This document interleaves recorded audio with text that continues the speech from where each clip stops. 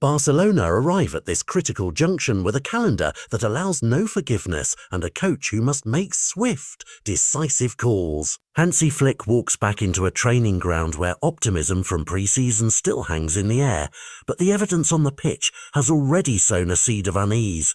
Defensive pairings are unsettled, transitions have become frayed, and the clinical rhythm that turned possession into goals last season has moments of bluntness.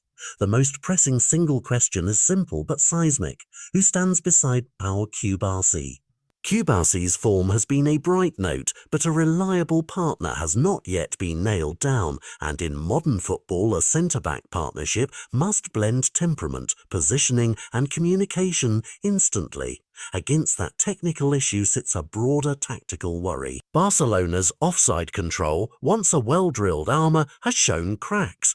Midfielders have surrendered possession at dangerous moments, and the supply line into the final third has thinned. When turnovers lead to counters, the entire defensive structure is exposed, and that fragility could be punished brutally across a punishing sequence of fixtures. In the next 7 matches, Flick faces a mix of domestic tests and continental fireworks. Valencia are home to set the tone, a hostile trip to Newcastle, battles with Getafe and Oviedo, a La Liga derby with Real Sociedad, a Champions League collision with PSG at home, and a trip to Sevilla that always carries weight. Those games are not evenly weighted. Some are immediate damage control opportunities, others are statement days that will shape perceptions across Spain and Europe. The manager's margin for error is razor thin. Several key players are arriving back from international duty over the coming days, which offers both hope and complication. Reinforcements can plug gaps, but late returns mean training time is limited and match sharpness varies. Flick will need to judge fitness carefully, weigh confidence against risk, and sometimes accelerate a player's return because the calendar simply will not wait. Tactically, Flick has a handful of levers. He can prioritise a settled back four, even if it means selecting a more conservative midfield to protect the defence, or he can chase attacking balance at the risk of leaving spaces in transitions. He might tweak the team's press, reset full-back timing to avoid being exposed on counters, or rotate to preserve energy across the squad. Each choice communicates a short-term priority: seek solidity now and accept a slower attacking rhythm. Or gamble on attacking fluency and hope the defensive unit holds.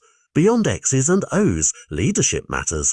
Who speaks calmly at half-time? Who steadies the nerve when the opponent slices through a midfield turnover? Those unseen managerial instincts, timing, temperament, the ability to read a player's rhythmic form, will shape how Flick navigates this stretch. For supporters, it will feel like a pressure cooker, but these runs have a clarifying quality. They reveal whether a coach can translate training ground principles into results when every mistake is magnified and every victory is a balm for confidence. If Flick can stabilise the defence, tighten transitions and restore a reliable supply line into the final third, Barcelona can emerge from this block with momentum and belief. If instead errors accumulate, if offside control remains patchy and turnovers continue to invite danger, headlines will harden and the early narrative of the season will shift toward rescue rather than promise. Expect intensity, tough choices, and a period that will reveal whether Flick can translate ideas into results.